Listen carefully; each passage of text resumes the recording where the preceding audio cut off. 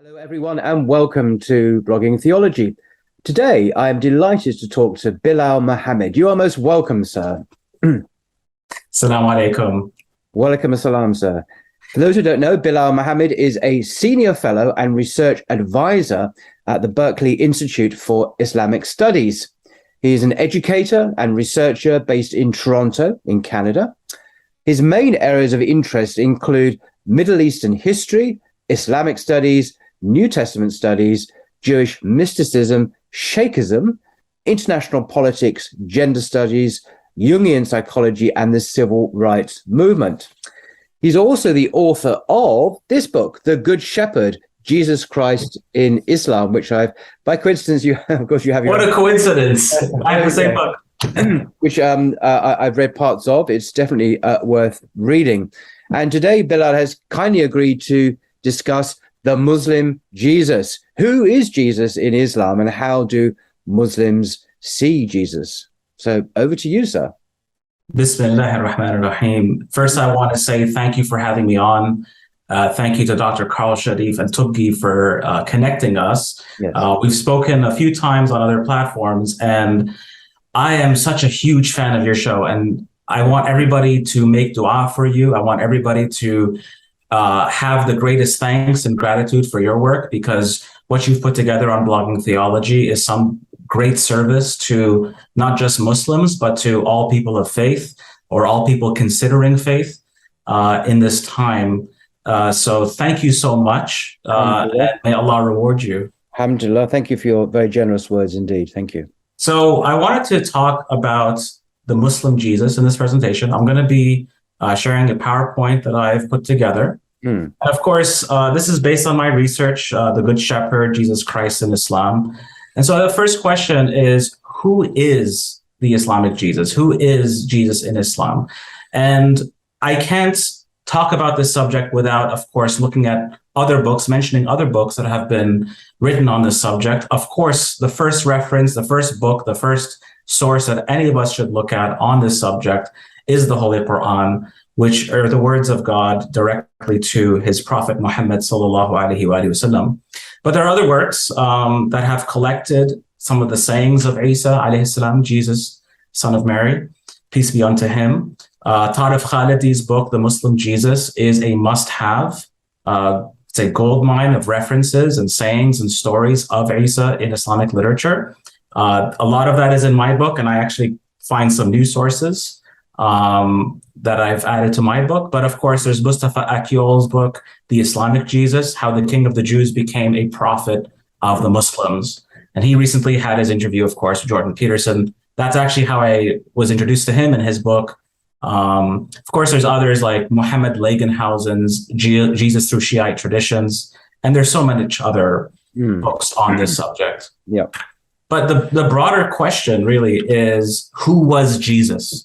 And we've all heard of the Muslim Jesus, the Jewish Jesus, the socialist revolutionary Jesus, the Jesus of Donald Trump and Republicans in the United States, the Jesus of the Ethiopian church, the Black Jesus, the historical Jesus, according to history and anthropology. So who is Jesus? You know, you see over here, there's the divine Jesus in this painting over here, which is famously in Istanbul in the Hagia Sophia. Yep. The divine Jesus and the human Jesus. So really, who is he in the broad sense? And so the sources that I've covered in my research include Jesus alayhi salam, peace be unto him, in the Quran and tafsir literature. So the exegesis of the verses of the Quran, according to various opinions. Jesus in the New Testament and New Testament commentaries. That includes confessional Christian commentaries as well as academic ones. Jesus in Sunni and Shi'i hadith literature. And these are particularly sayings and stories about Jesus. Then there's Jesus, of course, in Christian Apocrypha, including the non-canonical works, the Nag Hammadi texts, the other gospels that were not included in the New Testament, the infancy gospel, and the stories that are found therein, as well as academic studies on the historical Jesus and the early church. So my book has over 400 references from really all of the above. There's two parts to my book. The first part is a collection of sayings of Jesus Christ in the Islamic tradition. And this is really the main thrust of this work, is that so many Muslims just don't know that we have all these ahadith sayings from the Prophet sallallahu alaihi wasallam attributed to Jesus, sayings from the tabi'een, like the second and third generation Muslims, what they were saying about Jesus, as well as apocrypha and folklore and offshoot. And my hypothesis here is that the Muslim world was not just reading the New Testament, but that they've probably also, after the Muslim conquests and the expansion of the Muslim civilization, probably inherited so much of the folklore, of the sayings of Jesus as attributed to him by the Manichaeans, by the Alchacites, by Jewish Christians like the Ebionites and Nazarenes and others. So you find all these stories, some of which can be found in the New Testament, similar versions of them, but some of which are completely new and unique to the Islamic tradition. Of course, what I do is not just list the sayings in Arabic and English with the references, but I also provide a commentary. And it's mainly a commentary on what are the cross-references with the Bible or with other literature. What can we find that's similar in the Quran or in the hadith literature for the Islamic tradition? And I just want to mention that this is not meant to be like a Sahih Hujjah book. Like, this is not something that I meticulously graded. So it's not so much a historical Jesus. That's not the point of this book. I'm not trying to paint, or at least exclusively trying to paint the picture of the historical Jesus according to earlier sources, but rather I'm trying to collect all these traditions, and then researchers can do what they wish in terms of the gradings and the historicity of individual traditions.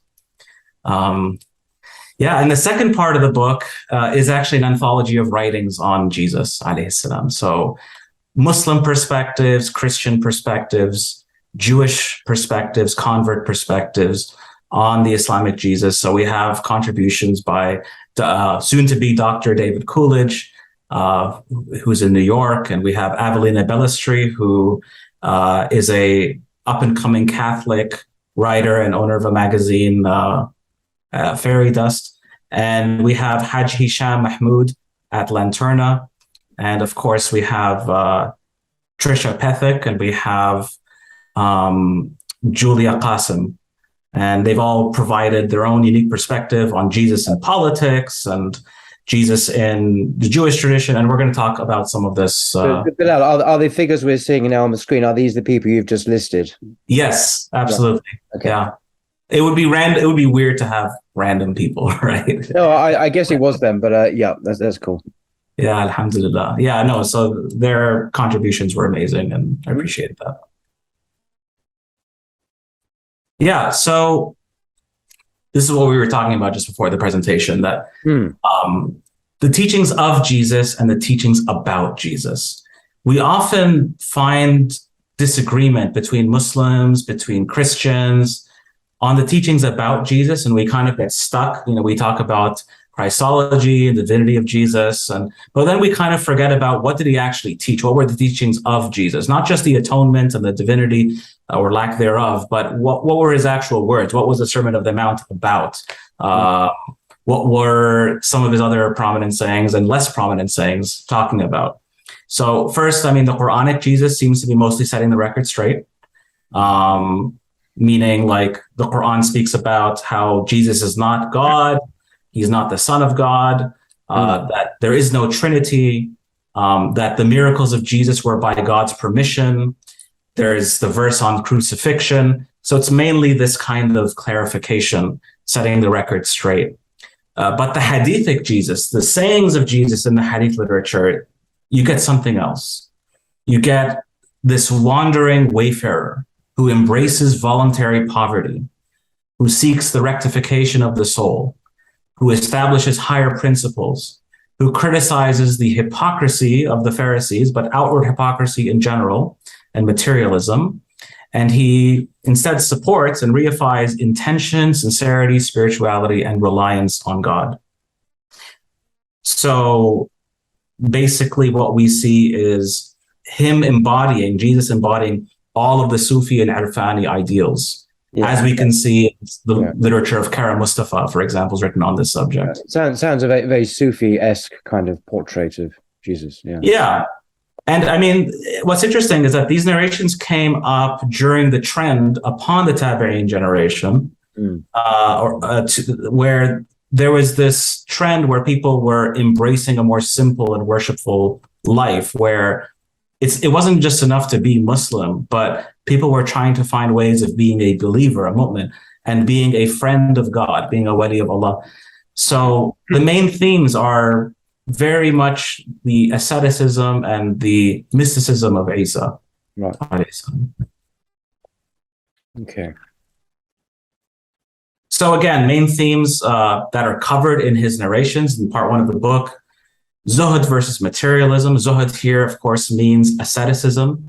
And that doesn't mean necessarily just living a monastical life, but it's not having attachment to the material world. Zuhud is not owning nothing. It's that nothing owns you. Right? And there's a distinction there. Yeah. Ethics versus legalism, which we'll talk about. So the idea of morals and not just following the letter of the law. Scholars for dollars. So they're the corrupt scholars. Christology versus divinity. A lot of hadiths try to set the record straight on Jesus not being God and being a servant and one relying on God. Of course, eschatology. It's not the focus of my book, but there are some eschatological narrations that I've included with some commentary. Good character, spirituality, and of course the miracles, the dazzling spectacles that we read about attributed to Isa alayhi salam. So I've included a few hadiths just so that everybody gets a taste of some of the sayings that are included in this book that are that I comment on. So one of the narrations, which is actually found in Hilyat al-Awliya by Abu Nu'aym, and a similar narration found in Nahj al-Balagha, it says, this is attributed to Jesus, that he's saying, "My condiment is hunger, my emblem is fear, that's the page number, sorry. My apparel is wool, my warmth in winter is the sunrise, my lamp is the moon, my feet are my transportation, my food and my fruit are what grows from the earth. I sleep with nothing and I awake with nothing, and there is none upon the earth that is richer than me." So it's this idea that he owns nothing, but really nothing owns him. He's not attached to anything. We find even in the gospel this idea of selling your belongings and giving it to the poor. We find this idea that one should not be attached to the material world, to the fleeting, to the mundane, that one should instead attach themselves to the timeless and become timeless themselves. I like that quote you got at the top there from Luke 18. The first is copied from Mark's gospel, of course, Mark chapter 10, which begins, as it does in Luke, with a man coming to Jesus and saying, "Good teacher, what must I do to inherit eternal life?" And Jesus says, Why do you call me good? There's no one good but God alone. So it's a remarkable disavowal of divinity or divine status, or a kind of thoughtless flattery that Jesus is good. No, only goodness really belongs to God. So we see this kind of Jewish humility before expressed by Jesus. And then he goes on to talk about the man giving away all his wealth and lacking one thing, as you quote there. But it's that remarkable denial of divinity, even in the Gospels, in Luke and in Mark. Interesting, in Matthew's version, he changes Mark's and Luke's words to avoid the denial that he is God and divine. And this has been noted by biblical sources. It's completely off the subject, but the three versions of this story, two are the same, the earliest and Luke.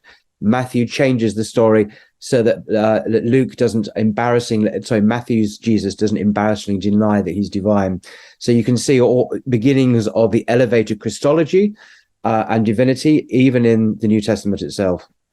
That's pretty noteworthy, because oftentimes the excuse here is that, well, he's just asking a rhetorical question. He's testing his subject. Why do you call me good? It's because I'm God.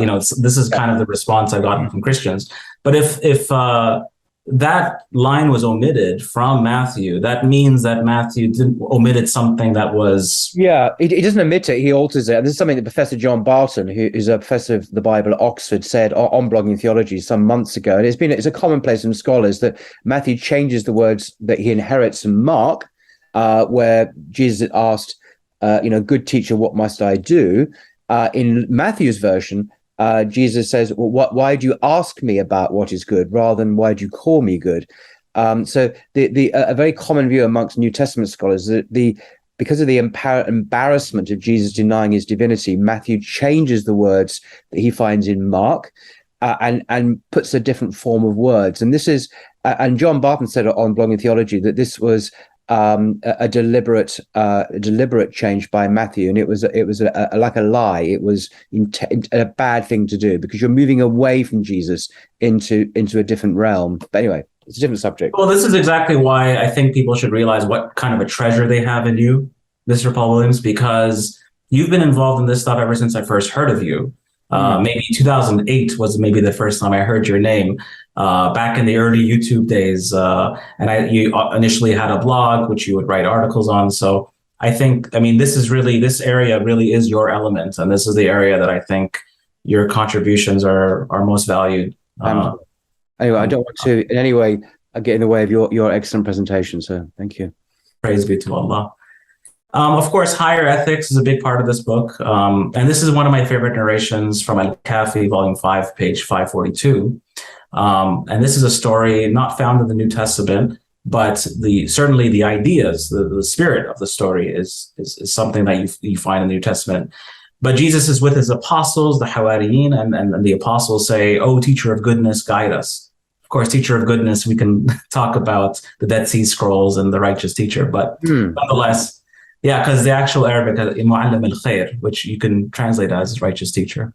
But he says, surely Moses, the one who God spoke to, peace be unto him, commanded you to not swear to God whilst lying, whereas I command you to not swear to God whilst lying, nor whilst telling the truth. We see this in the Sermon of the Mount. It says, "O Spirit of God, tell us more." Jesus said, "Moses, the prophet of God, commanded you to not fornicate, whereas I command you to not have thoughts of fornication in your mind, in addition to not fornicating. For one who has thoughts of fornication in his mind is like one who kindles a fire in a decorated house. The smoke ruins the decorations, even if the house does not burn." So we find even in the New Testament, very similar, admonitions or exhortations, where Jesus ﷺ is saying, look, in the time of Moses, you guys were slaves. You guys were being brought out of the land of Egypt. You guys were being turned into citizens after living in an idolatrous country. So the laws, an eye for an eye, a tooth for a tooth, were quite simple and quite legalistic. But now we're in a very different position. We're not, in exile. We're not in the land of polytheists. We're in the promised land. We have synagogues. The temple is standing, right? The scholars are there. The scribes are there. The books are there. And so are we just going to stay at an eye for an eye, a tooth for a tooth? Or are we going to evolve? Are we going to develop? Are we going to talk about forgiveness? Are we going to speak about not just not saying God's name when lying, but just in general, why abuse God's name? Why have this obsession that you have to convince everybody that you're telling the truth? Why have this obsession with not just committing zina, but thinking about zina? And that idea of polluting the mind, of course, you have much more of this in the New Testament. The idea of, he says, anyone who steals, cut off his hand, cut off your own hand if you steal.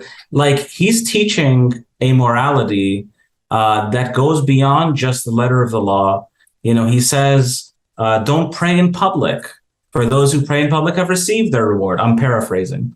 But rather go and close the door behind you so that you're purifying your sincerity before God. Well, on that, sorry, I can't resist making a comment on that. Please.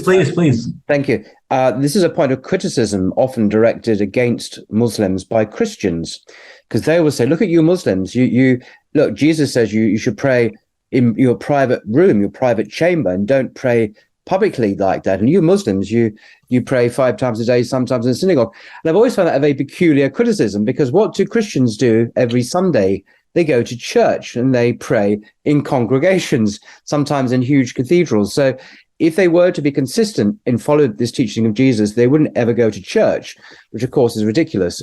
So it's a very selective criticism of Muslims who are seen praying in public, but actually Christians do it as well. Of course, the language Jesus used is, many scholars have shown, is kind of Aramaic hyperbole. It's hyperbolic teaching, and often prophets speak like that. And the prophet Muhammad, upon him be peace, can use hyperbolic language as well. And it's a mistake to take it in a wooden, literal way.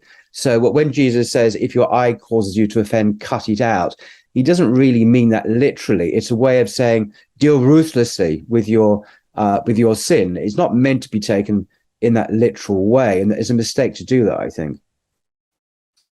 You're absolutely right. And I think that I'm very happy that you brought that up, because what we see a lot of the time, and I think Timothy Winter, Abdul Hakim Murad, he brought this up in his book, Traveling Home, that oftentimes Europe sees the Muslim world the way it sees the Old Testament, rigid, legalistic, backward, while Europe, progressive, forgiving, merciful, right? Progressive. So interestingly, what we see is that Moses, and the beginning of the Bible brings this law, right? These mitzvot, these commandments. Jesus, he's bringing the spirit of the law, so letter and spirit. Muhammad brings both. Yeah. Sallallahu alaihi wasallam. And that's how he completes the message, because it's Moses in the sense that there is a sharia, there are ethics and laws with regards to prayer, with regards to purification, with regards to, sexual conduct, with regards to food.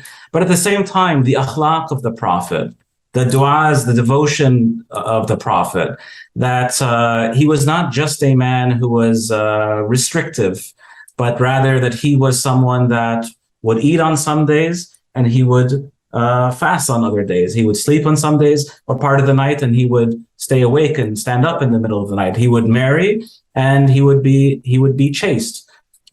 So it's not totally being abstinent, but rather it's there's an understanding that character, that forgiveness, that there's a morality that goes above the letter of the law, and that the real Muslim is not just the one who submits to God, right? The word Muslim, but it's one that has trust in God, that's iman.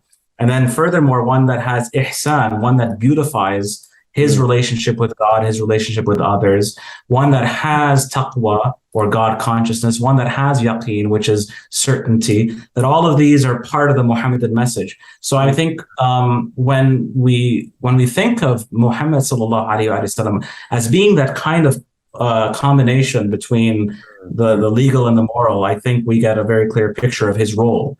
Beautifully put. And Christianity has often been accused of having abandoned the law more or less completely and allowed the secular regime, secular order to take its place, to give structure and purpose to the social and political domain, which Christianity seems to have retreated from, particularly in the recent centuries. But that's a different story. Well, Paul, of course, famously antinomian. Jesus, of course, I don't see strong evidence for that. You can find quotes where it's not what goes in your mouth that defiles you, but what comes out of your mouth. That's still true in its own sense, right? That yes, pork is haram. That's the law, no doubt about it. But also what comes out of your mouth is something that we should be conscious of, so that we're not just, we're ticking the boxes of righteousness, but that we're also thinking about it on a daily basis and a minutely basis. Yep. Scholars for daughters, of course, this is something that is very interesting to many people. But basically, we see that this hadith here, which is in the Al-Khisal by Sheikh Saduq, chapter 93, verse 9, or hadith 91, Isa, Jesus, the son of Mary, peace be unto him, said, "Wealth is a disease of religion, and the scholar is the doctor of religion. So if you see the doctor drawing the disease to himself, then suspect him and know that he is not an advisor unto others." Wow. And there are all kinds of narrations, and there's a particular chapter on this topic on the evil scholars, and how Jesus was someone that was quite outspoken. And we see this in the New Testament, and we see this in the hadith literature, that he was outspoken against the Pharisees, against the money changers, against those who were just using religion as a source of fame and material gain and extravagance, while actually forgetting about the value of poverty, the value of willful voluntary poverty, the value of humility, and the value of abstinence from this world. Okay. And this is the last hadith I'm going to share. Again, many more like it, but this is on the alchemy of marvels. This is, there might be one, actually there's one more after this, so this is not the last one. But this is one that's found in Ibn Abi Dunya's Kitab al-Yaqeen. And this is one of my favorites. I first learned about this hadith because I remember Sheikh Hamza Yusuf had put out that little PDF, Walk on Water, and it had some narrations from attributed to Jesus. But it says that it was said to Jesus, how is it that you walk on the water? And he said, with faith and certainty. So they said, surely we believe just as you believe. And we have certainty just as you have certainty. So he said, if that's the case, then walk. So they walked with him into a wave and they sank under the water. And Jesus said to them, what happened to you? So they said, we feared the wave. He said, do you not fear the Lord of the wave? The one that owns it, sustains it, created it? So he took them out of the water. Then he struck both his hands into the earth and grasped two fistfuls. He opened his hands, and there was gold in one and dust and gravel in the other. Then he said, which of these two is more beloved to your hearts? They said, this gold. So he said, to me, they are the same. So basically, this ability to not, irrationally value gold. I mean, we use gold as a currency, and certainly it has some physical function, but Jesus did not concern himself with the difference. Jesus's heart and his mind was so set on God that, when we look at even the legal tender that we have today, the paper itself is worthless. Yeah. It's got some dead kafir on it. It's got some pictures and some numbers on it. But really, I mean, this is not why we're here. We're allowed to make money. We're allowed to spend it in the way that pleases Allah, in the way that pleases us, in the halal. But this is not why we're here. It's not why we were created. It's not why we exist. And so it's almost saying that the source of Jesus's effect on the world is his insight. The way he sees the world, his worldview, is partly what gives him this miraculous ability by God's permission.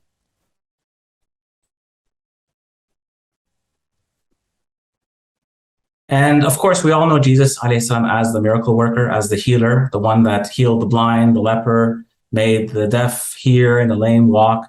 But what if I told you that there's one illness that's greater than all these illnesses that you yourself can heal? I don't mean you as in Mr. Paul Williams, but the audience, you fellow audience member, fellow viewer. You have the ability to heal the greatest illness. And this is in the hadith of Sheikh al-Mufid and al-Ikhtisas, page 221. Jesus, the son of Mary, peace be unto him, said, I have treated the ill and cured them by God's permission.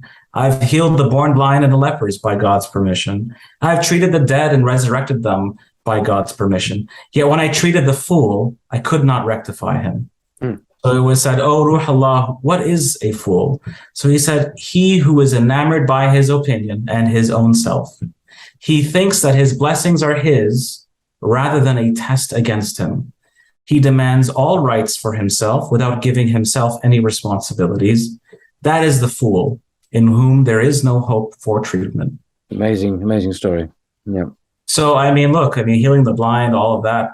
But healing your own ignorance. Remember that Muhammad sallallahu alaihi wasallam, he fought for his whole life against Jahiliyyah. He fought his entire life against foolishness, foolhardiness, this ignorance. And he tried to bring people back into ma'rifah, into the cognizance and recognition of God and our responsibilities and duties towards him. So that's something that, you need to wake yourself up on. You need to use your aql, use your intellect to unlock the seals and begin to see. Because although Jesus is the one that healed the blind and the deaf and the dumb in that very direct way, Muhammad sallallahu alaihi wasallam, he made the people who were blind to the hereafter see it. He made the people who were deaf to the message hear it. He made those who were illiterate read. He made those who were lame and incapacitated to walk, and not just walk, but to conquer so much of the world, and to walk from Morocco to China with nothing but La ilaha illallah Muhammad Rasulullah. So the foolishness is something that, is curable, and it's an entirely curable disease. Islam doesn't have a negative view of human nature per se, that we're naturally evil. No, humans are basically good.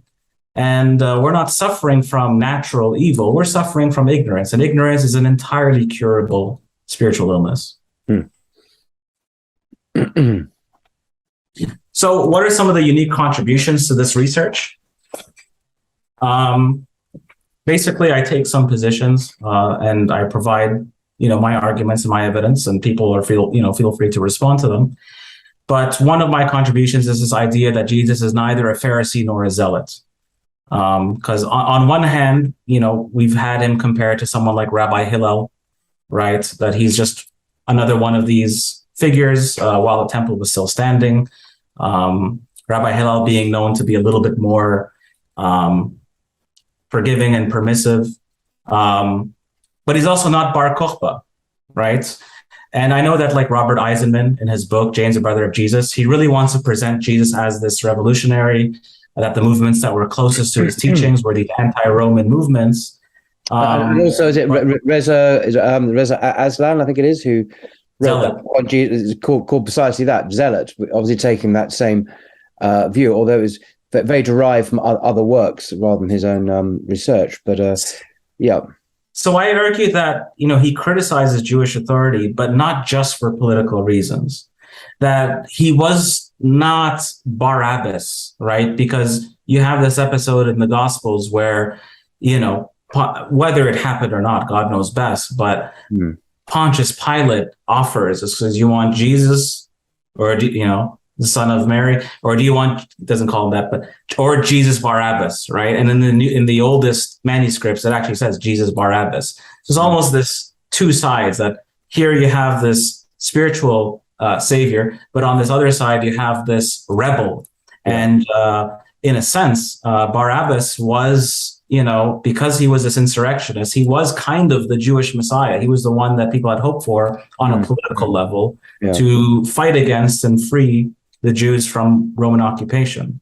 But basically, I argue that Jesus, that he was following the Islamic principle that God does not change the condition of a people until they change what is in themselves. That the Zealots on one hand were bending scripture for political reasons, and the Pharisees on the other hand were bending scripture for their own hypocrisy. But that Jesus was talking sincerity. He was trying to bring people back, not just to the Torah message, but to a higher message, a message of spiritual purity, as well as following the law. Furthermore, I think we speak, especially in the essay by Hajj Hisham Mahmoud from Lanterna, he speaks about the relevance of Jesus today in terms of minimalism. Of course, there's a new trend where people want to live in a minimalistic way in a consumer age. Of course, egoism in the selfie age. Everybody, on TikTok and Instagram, what can Jesus teach us about the ego and the dangers of it? Sincerity, sincere scholarship in the age of government-funded preachers, right? And this is a big problem in the Muslim world. The government-funded preachers, and how to remain sincere and not just become a puppet or a scholar for dollars. And there's an emphasis that it's not enough to look like Jesus. We hear this all the time, that Muslims say, well, look, our women look like Mary because they wear a similar veil, or our men look like Jesus because they wear a beard. But there is no hijab in a man that doesn't lower his gaze.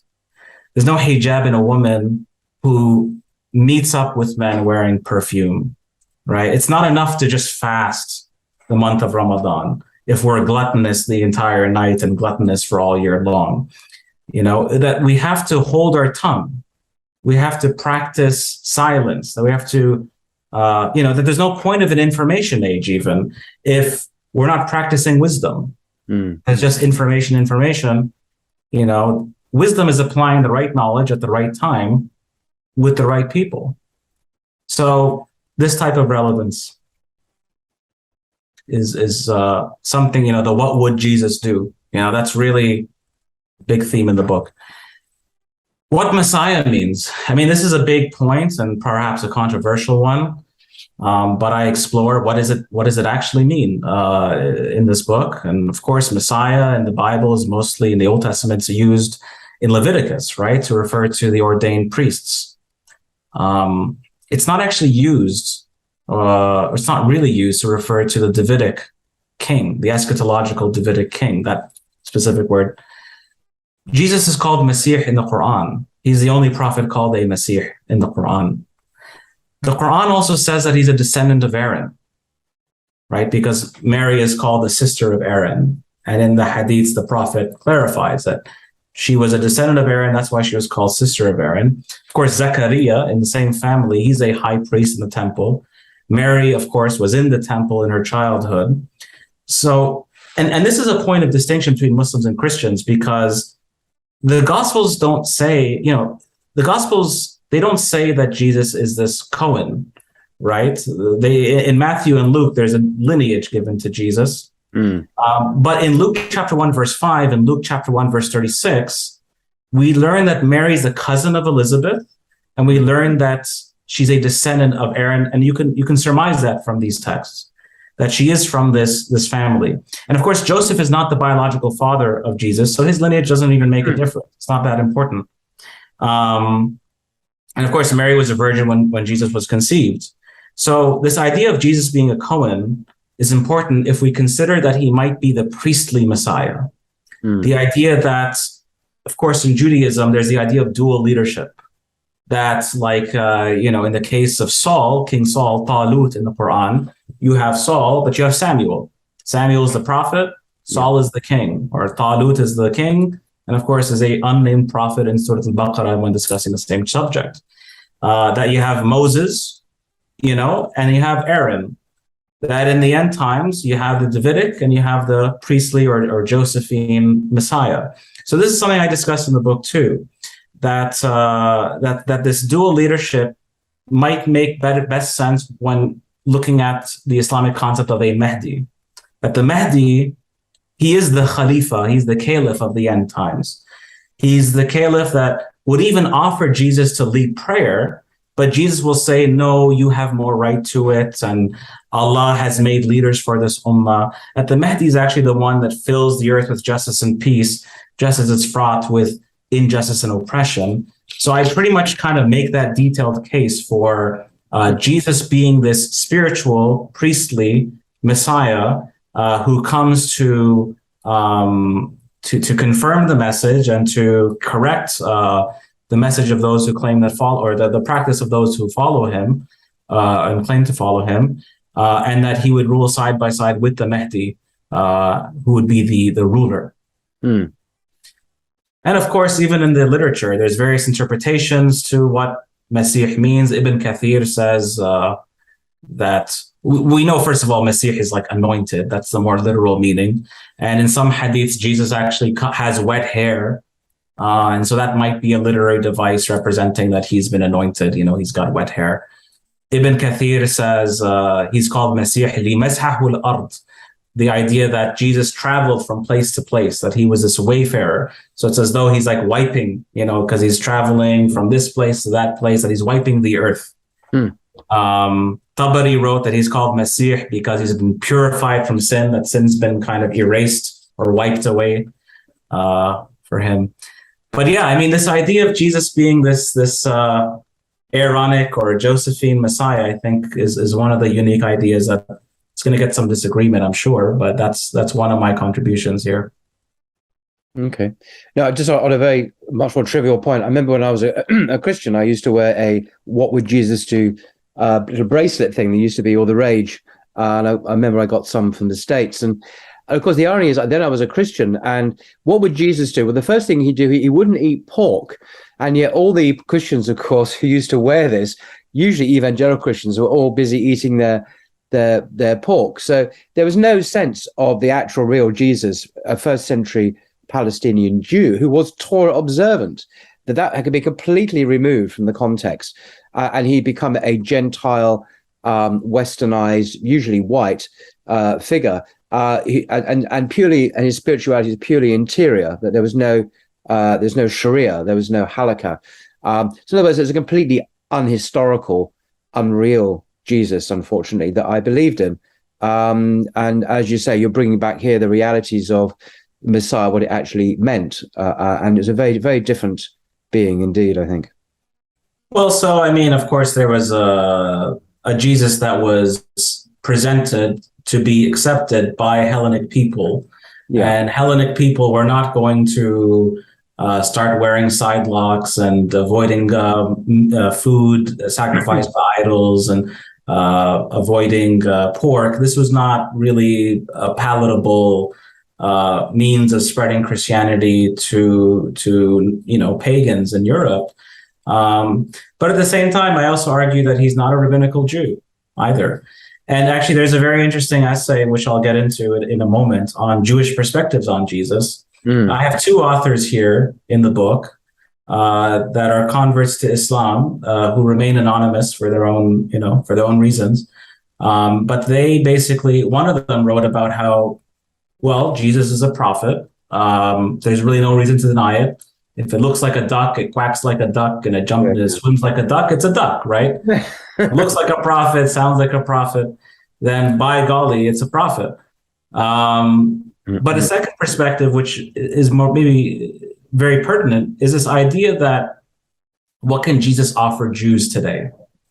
That many of the Jewish communities, there's this aversion, this allergy towards Jesus, even though at the Seder table, you might have a yogi, you might have someone involved in Sufism, you might have an atheist, right? But someone that believes in Jesus, that's enough to excommunicate, the Jews for Jesus.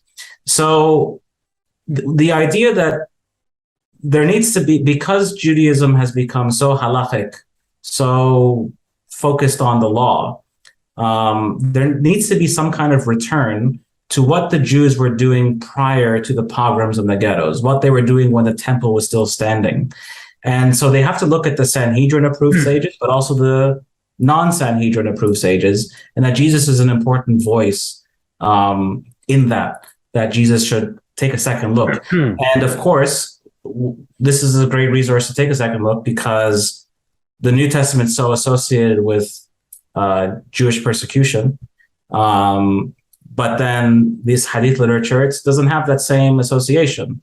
Yeah, I think one of the great Jewish writers, Ernie Sally, recently passed away, written a great deal about this. A guy called Giza Vermesh, who was a British professor at Oxford. He was actually professor of Jewish studies, and one of the world's leading Jewish scholars, who was a Jew, and he spoke very warmly, actually, very interestingly, of Jesus, the historical Jesus. Not the Christian Jesus, not the dying and rising Savior God, and so on, but the wandering ascetic Jesus the Jew. The name, that was the title of his seminal work in the 70s, which revolutionized New Testament studies in the West, of course. But as someone who's an eschatological prophet, Torah observant who prayed to his Father in heaven, and presented a very attractive Jesus that would be accessible and understood by Jews, and that was quite deliberate, actually, and on his part. So he's done a lot to rehabilitate the historical Jesus for Jews, but also for the layman as well. Interesting, Giza Vermesh was a Jew himself, as I say, but he was a Catholic priest in Hungary originally. Just before the Nazis came to power, he escaped, came to England, ended up at Oxford, and being a phenomenally successful New Testament scholar. That's wonderful. That's absolutely wonderful. And I mean, just an example of coming together on common ground. And yeah, I mean, the Talmud really just provides one snapshot, right? And a very negative snapshot of Jesus and his mother. And, we utterly condemn the filthy things said about Jesus and his mother, that he's boiling in excrement and that his mother was a loose woman. The Quran comes and rebukes that. And that's an example for anyone, really, that comes with a fake accusation towards a woman, that their testimony is simply not accepted ever for any reason if such a false accusation is made. But really, in this hadith literature, Jesus offers humanity and spirituality and love for God. Again, going back to teachings of Jesus rather than teachings about Jesus, I think all of us, even secular people have a lot to learn. Absolutely. This idea that Jesus is merely a prophet, you've probably heard this from a lot of Christian polemics. Like, it's merely a prophet. You see that they don't get it. Well, I'll let you explain, but they think for them a prophet is a lowly status. Of course, for Muslims, a very different understanding and a very exalted understanding because of what a prophet is, of course. And that's exactly right. I think with prophetology, first of all, let's look at the claim. Let's say he's merely a prophet. A prophet to us is not someone that sleeps with his daughters and drinks alcohol naked. Sleeps with Bathsheba, sends her husband to war. That's not what a prophet is to us. A prophet is an infallible or a sinless or immaculate vessel, representing God's message, not just in words, but also in their actions and their deeds. Because if they're imperfect and very imperfect in some cases, then we would have sufficient excuse to not follow them or to not be perfect ourselves. Because hey, if David couldn't figure it out, how am I going to figure it out, right? But he's more than that. He's not just a prophet, but he's a messenger. Not just a messenger, but the ulul azm, the highest, 5 messengers. And we don't say that he's a servant of God to denigrate him. This is the highest title that anybody can get, is to be an Abdullah, to really, to really be that is the best you can be in Islam. So there's no effort to denigrate him whatsoever. Absolutely right. It's something that I think, from a Christian point of view, the Christians find it very hard to get their mind around. There is a kind of religious psychology problem here. There's a lack of mutual understanding, or certainly from the Christian side, I think. Yeah, and in terms of Jesus in America, Haj Hisham Mahmoud wrote a beautiful essay it's called The Call of the Christ. I think it's even freely available online. But he looks at how Jesus is this man raised by a single mother in poverty, right? Ironically upheld by capitalists, right? Protestant work ethic, Weber's thesis. That's, he's upheld by these anti-refugee racists in some cases. Megyn Kelly, said that it's a historical fact that Jesus and Santa Claus are white. I let the audience think about what the hell she meant by that. It's actually on YouTube. You can actually see that on YouTube. There's a clip of her saying this, of course, and to much derision from the rest of YouTube, who made lots of responses to her unfortunate comment. Yeah. And, you had Michael Moore. He had his film Sicko, and he has this scene where, first he wants to emphasize that Jesus provided free healthcare, right? And that he fed everybody. So there's this funny scene in the movie where it's like, oh, Jesus, I am blind. And it's like, you have pre-existing conditions in your health insurance. Yeah. So it's like, that's not Christ. Christ is someone that healing, forgiving with the permission of Allah, and not this Republican that is often depicted. Yes. The early church. This is probably my favorite chapter in the book, is on the early church. And it's all in. If you want to read more about what we're discussing or what Bilal's been discussing, do delve into this book. It has the details. Thank you so much. And of course, we know that there was a Jerusalem church. Yes. There were bishops. Eusebius mentions the bishops of the circumcision at the Jerusalem church. That went on all the way till the Bar Kokhba revolt, 132 to 134. Right. And not just do you get these bishops, but some of these are from Jesus's family, right? The Ahlul Bayt of Jesus, alayhi salam. the Al Imran that Allah names a whole chapter of the Quran after. You know, we know about Zakaria, we know about Imran, we know about Yahya, we know about Maryam and Isa, but do we know about James the Just? Do we know about Jude? Do we know about Simeon Bar Cleophas, or Justice of Jerusalem, or Judah Kyriakos? You know, these were family members of Jesus. And this is one of the most unknown facts of history, that Jesus's family played this profound historical role in the early church. Yeah. James, the brother of Jesus, writing about faith without works is dead.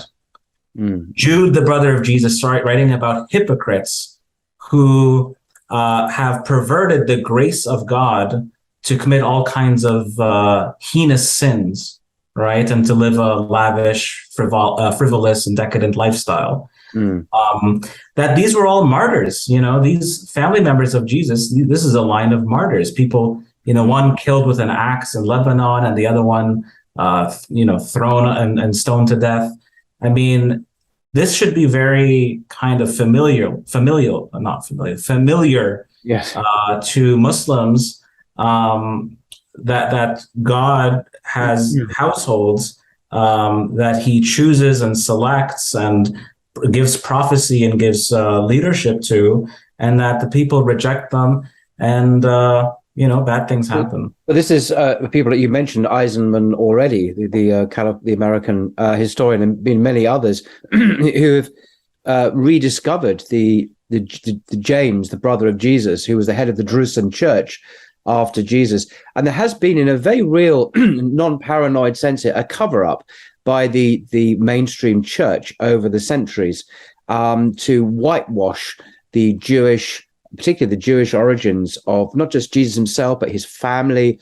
And as you say, this dynasty, this Ahl Bayt, the household of the prophet, which endured. And the evidence is there if you look for it. And people have now recovered this and researched it in some considerable detail. And obviously eclipsed by a different narrative based on Paul, the Apostle Paul, and the Gentile church in what became the Roman Catholic, the Catholic Church in the 2nd century onwards, which was a different trajectory. We have a trajectory which goes back to Jesus and his family, and another trajectory goes back to Paul and the visions he had, and the theology of justification by faith and abandonment of the Torah, etc., and the belief in the dying and rising Savior God called Jesus. Is a different religion. And there were, in a very real sense, as Bart Ehrman uses the expression, Christianities. It wasn't like there was Christianity in the beginning. There were Christian plural. There were different forms of Christianity right from the beginning, with the Ebionites, and you get the Gnostics and the Pauline Christians and the Marcionites and the Proto-Catholics and so on. And it's actually a very interesting and complicated picture. And Islam fits in there, I think, and this has been noted by a number of scholars, including Hans Kung, the great German scholar. Islam fits into this story right at the beginning, at the root of this, the root of the Jesus movement. You find it, and a kind of an Islamic-like faith, which later obviously changed. So, and that's not a Muslim view; that's a scholarly Christian view held by some very senior scholars.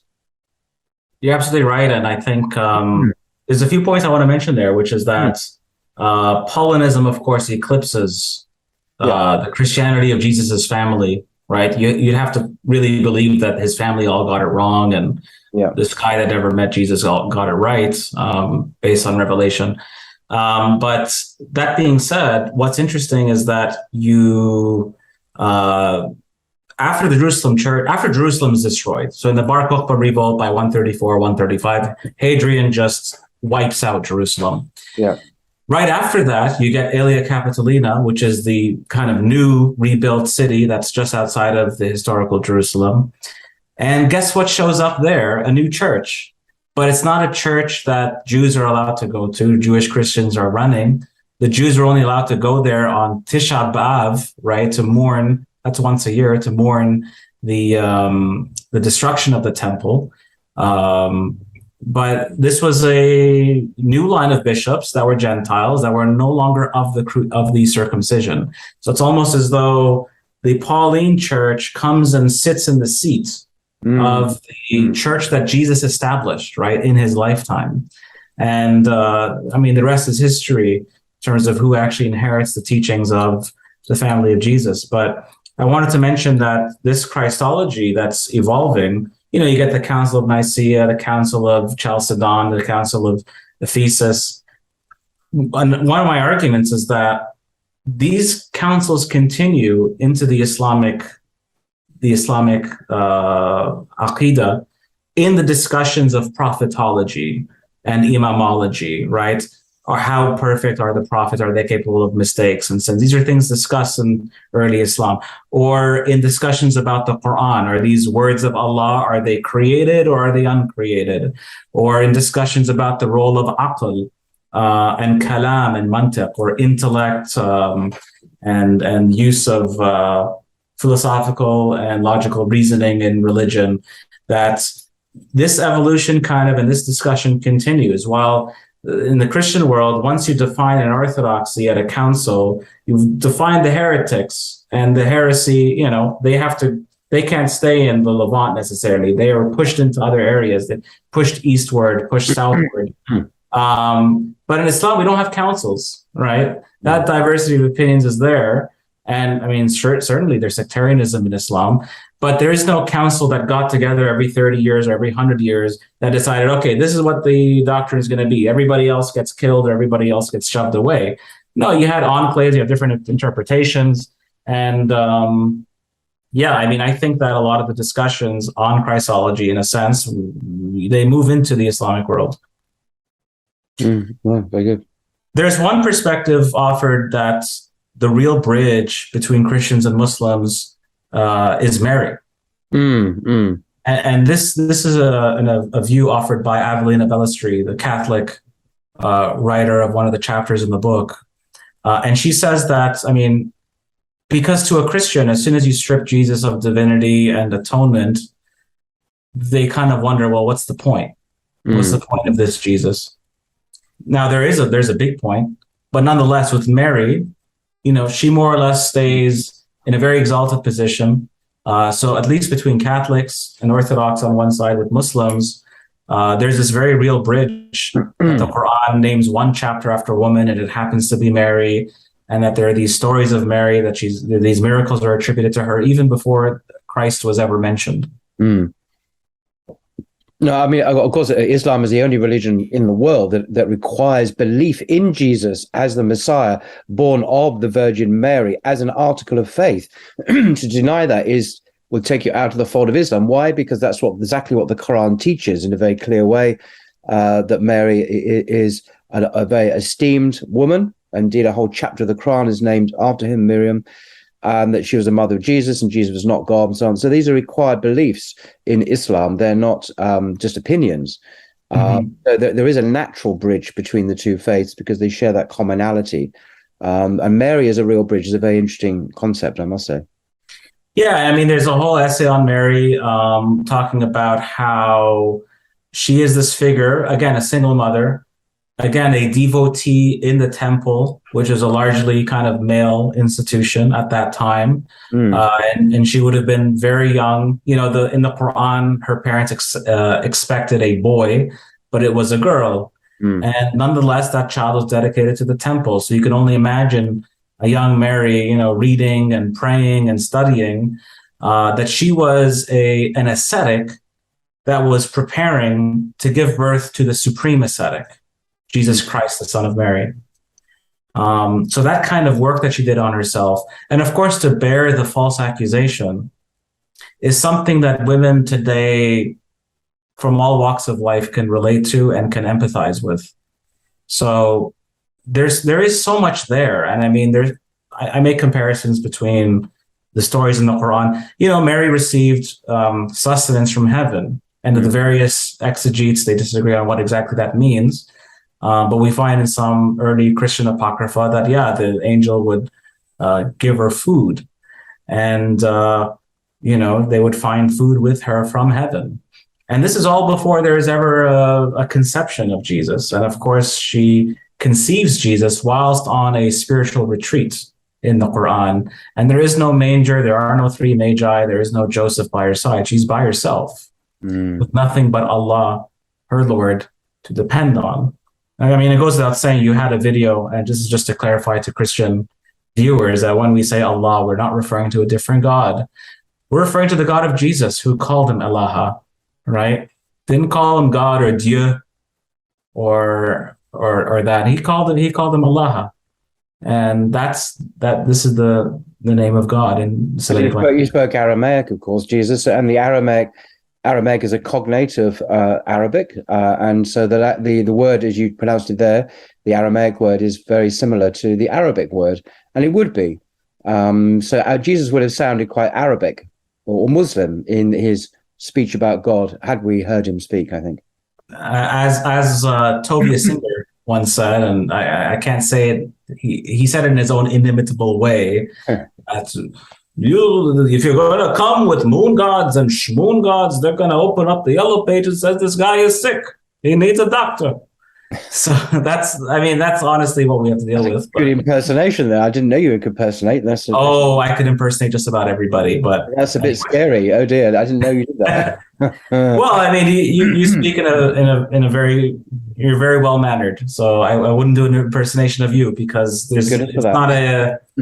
there's no particular tick or anything like that. But anyways, the Dajjal, the Antichrist. Yes. This is not, again, the focus of the book is on eschatology, but you can't have a book about Jesus without some writing about eschatology. So like the last chapter, befittingly, is about the Antichrist. And I make an argument that this is not just something later Muslims picked up, because that's one of the accusations, right? That later Muslims, they just inherited the Judeo-Christian eschatology and that there is no Dajjal in the Quran, this and that. But really, I think people sometimes ignore in these discussions the story of Ibn Sayyad, that there actually was this boy in the time of the Prophet, this Jewish boy who was claiming to be a prophet, who the Sahaba suspected of being the Dajjal, right? So it's one thing to say that, well, some of the Israeliyat, some of the Christian and Jewish traditions were snuck into the hadith literature.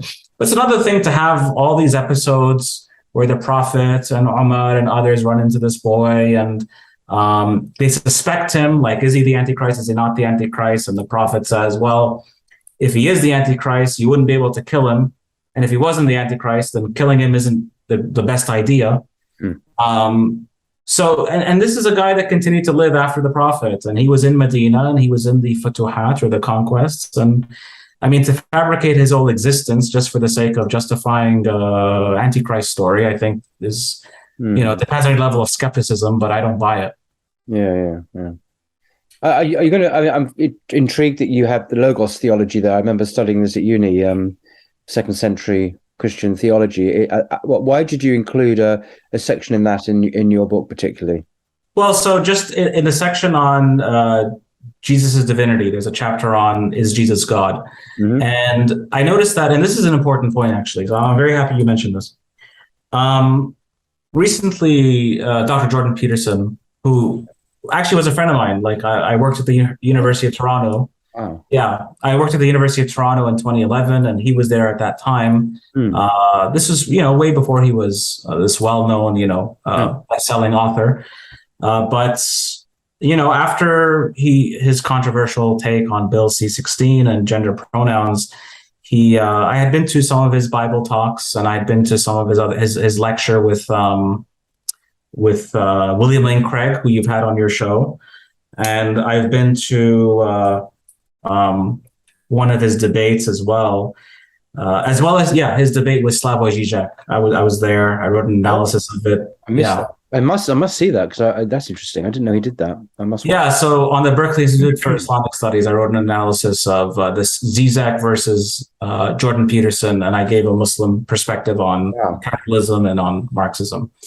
But that being said, I mean, Jordan Peterson, his wife, she actually bought the book, and inshallah, I plan on going on her show, Tammy Peterson's show on YouTube, to discuss the book. So I'm very happy to be involved in it. But the reason why I mention this is because Peterson recently did talks with a few Muslims, particularly Mustafa Akyol, who I mentioned at the beginning of this presentation, Mohammed Hijab, our good friend from London with the shirt, and of course Hamza Yusuf, Sheikh Hamza Yusuf.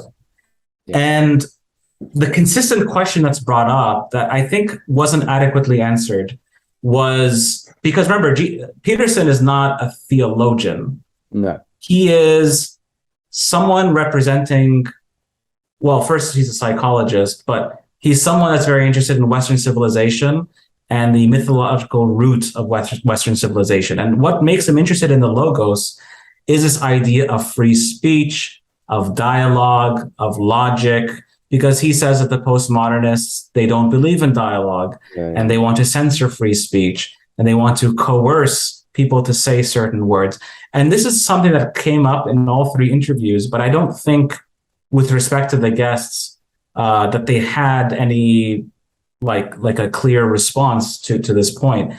But we do believe that the Quran says Jesus is a kalima, that he is kalimatullah, the word of Allah, kalimatun minhu, so a word from God. But it doesn't say the word, it says a word.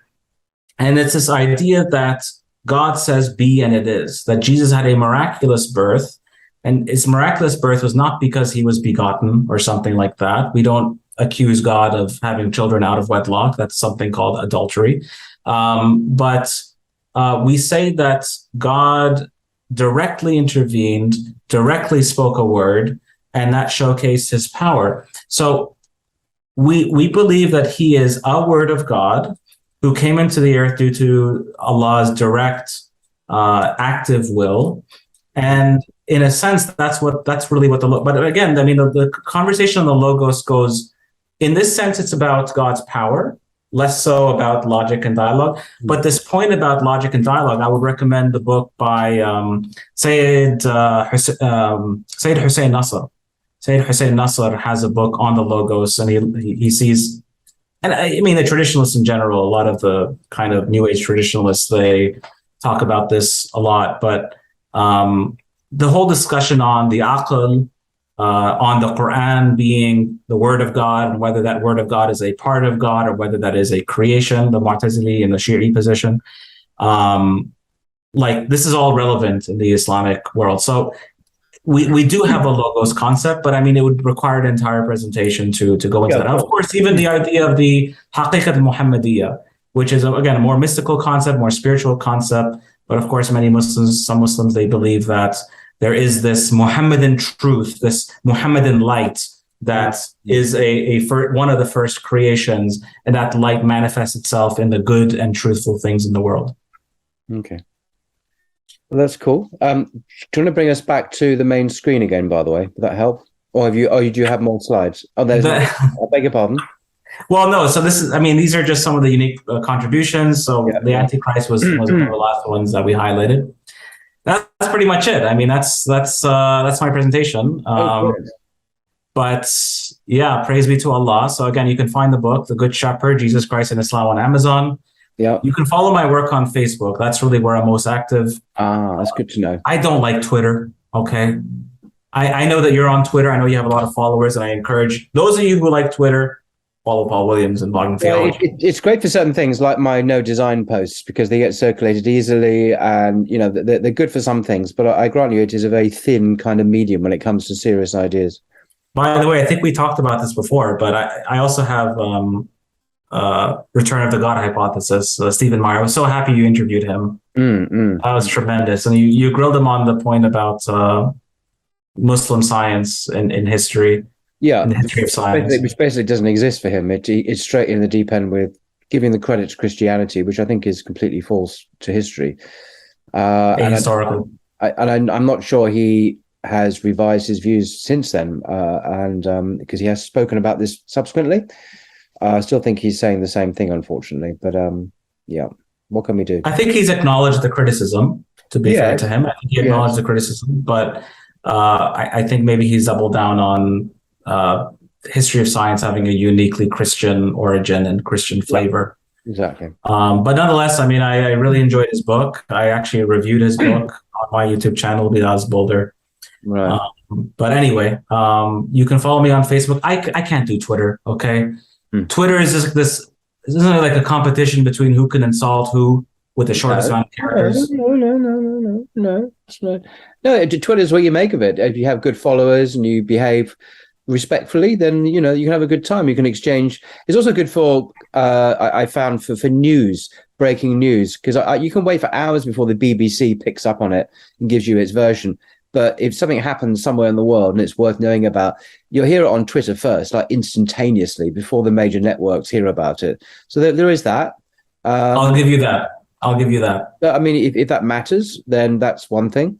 It's also, you can pick up some interesting bits and pieces, but yeah, there's a lot of rubbish on it as well. Yeah, maybe I just get attracted to the rubbish, I suppose.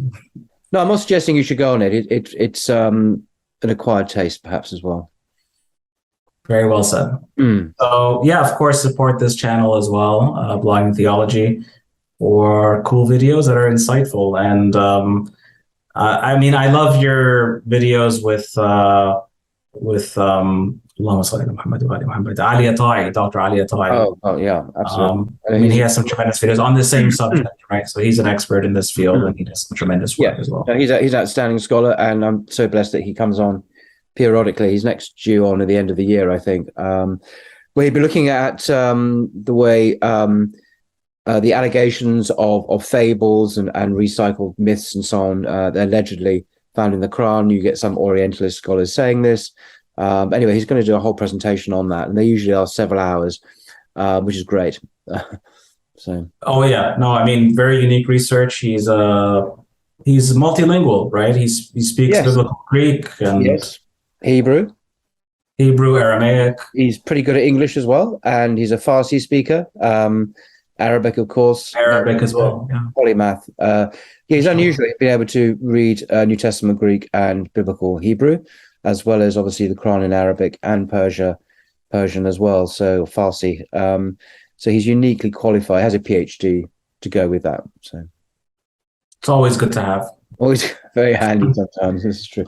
So yeah. I recommend folks get your copy of that. It's a good read. Lots of interesting information and insights as well. So yeah. When is your book coming out on this subject? My book. Did I say I had a book coming out on this subject? Maybe not. I don't know. Not to me, but I think if anyone's qualified to write one, inshallah. No, I'm not qualified. No, that's precisely the point. I'm not qualified. I'm not a scholar. So I'm here to talk to scholars and people like yourself, of course, to learn. I'm not here to teach or to anything like that. So that's above my pay grade. I appreciate your request for interview and your humility, and we hope to see more. And and if anyone wants to connect, find me on Facebook. Well, thank you, Bilal Mohammed, for your valuable time. Until next time, take care. Jazakallah khair.